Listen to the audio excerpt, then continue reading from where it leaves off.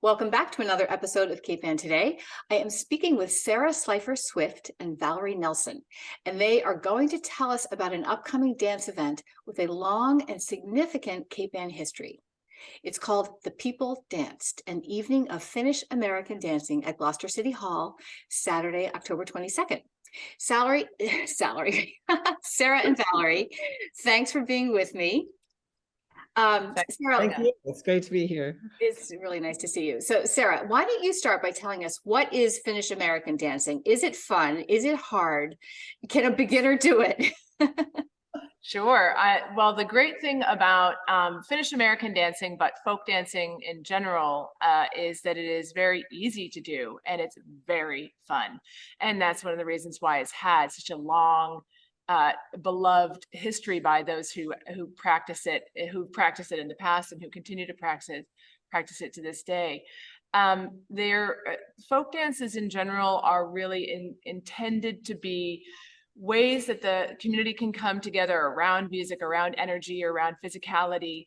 They're very playful oftentimes, and they have this incredible feeling of connectedness with very simple actions: holding hands, moving in a circle, passing hands as you're going through, hand in hand with a partner, galloping down a bunch of other people who are clapping.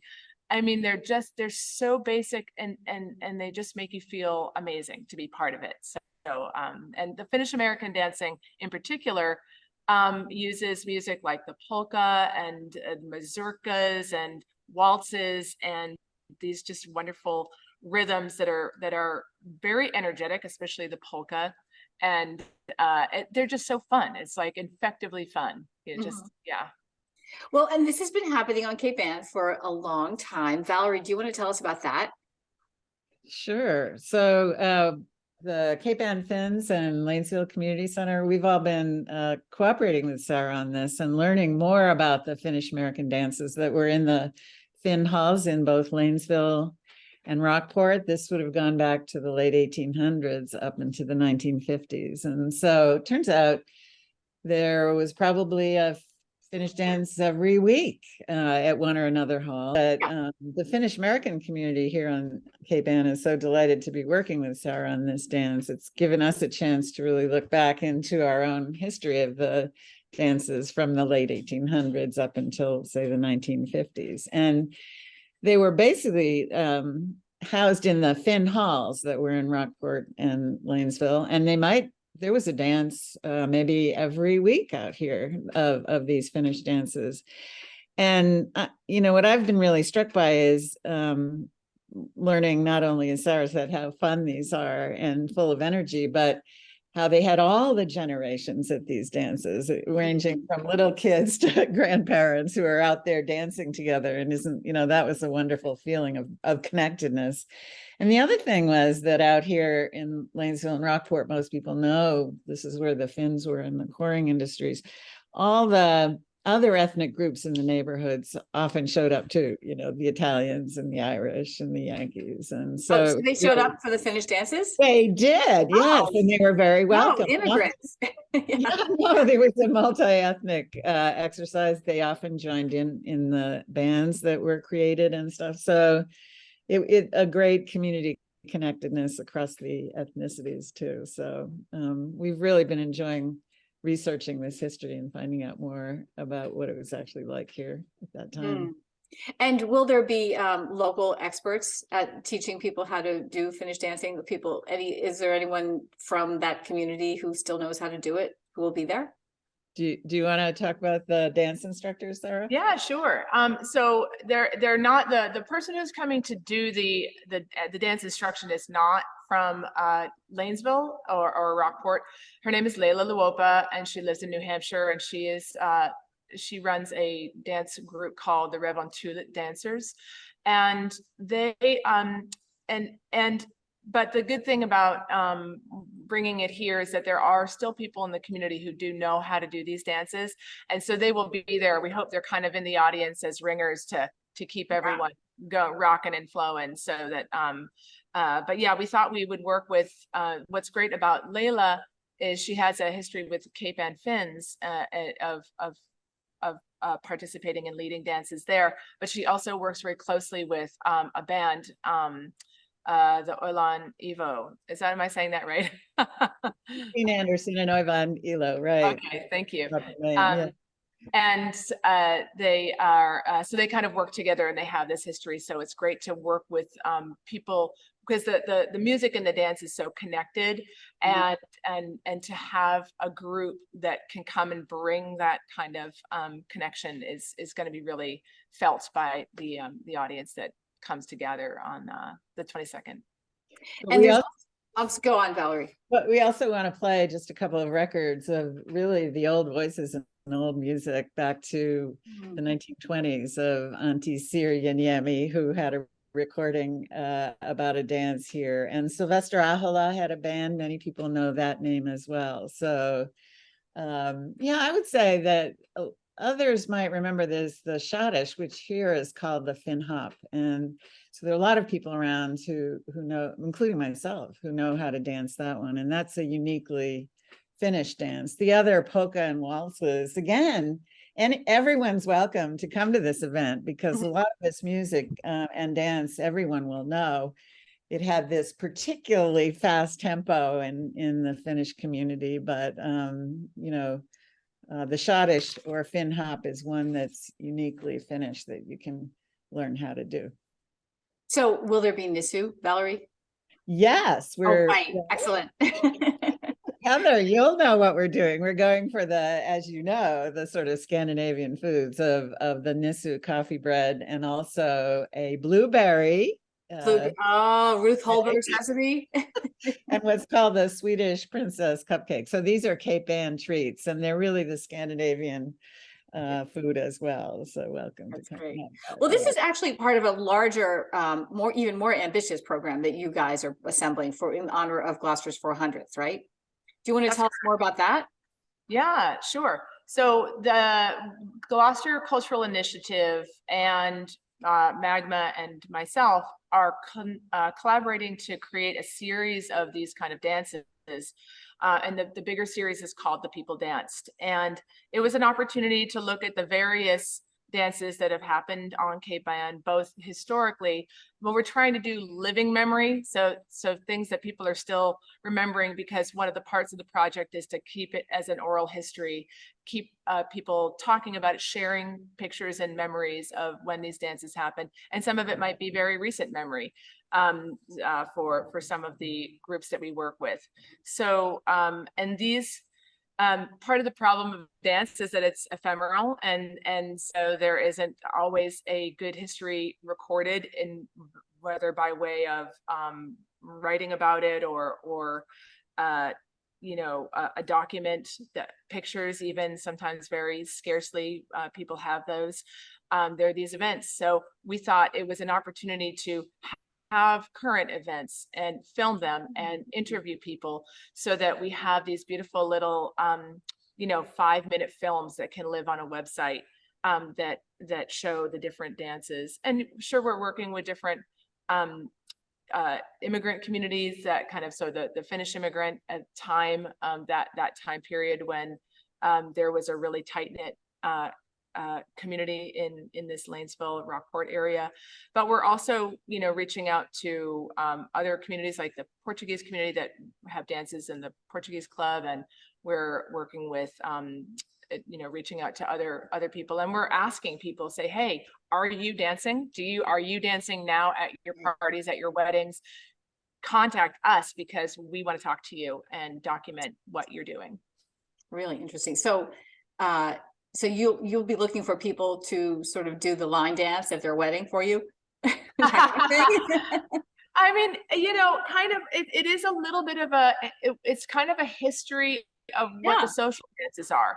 And, you know, we are specifically hoping to get voices that maybe aren't as heard, you know, into the mix. And, but yes, essentially, yes. Yeah. We want to know, we want to know what people are dancing and what it means to them, and if it means something to them. So if the chicken dance isn't that meaningful, but, you know, the fact that they're doing a salsa or a, you know, or a bachata is, we want to know about that, and we want to document it as part of Cape Anne's history.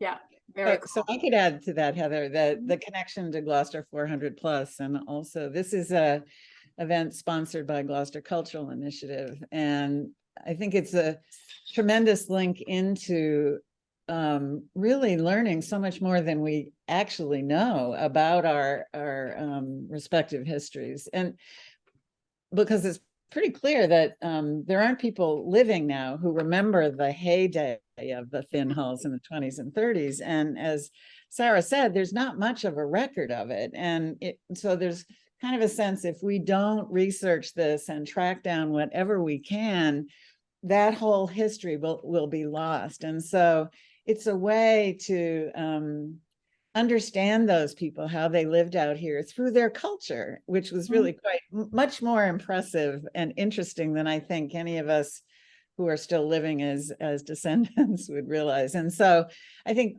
there's this opportunity through dance for other ethnic communities in Gloucester as part of this 400 plus process to take some time and learn much more about what their earlier immigrants who came here, what they were doing culturally in the halls that they had as well. So yeah, I bet they were dancing, right? Because it was probably Saturday night and they were looking for some sort of outlet, right? Yeah. Absolutely. I mean, dance, it was huge. It was so important culturally as a way to go out and gather, and there's so many even tidbits from the interviews we've had specifically about the Finnish dances. People are sort of dropping little hints about, oh, we went to the rendezvous at Folly Cove for the record hops. And it's like, what is it? What's that? Yeah, right.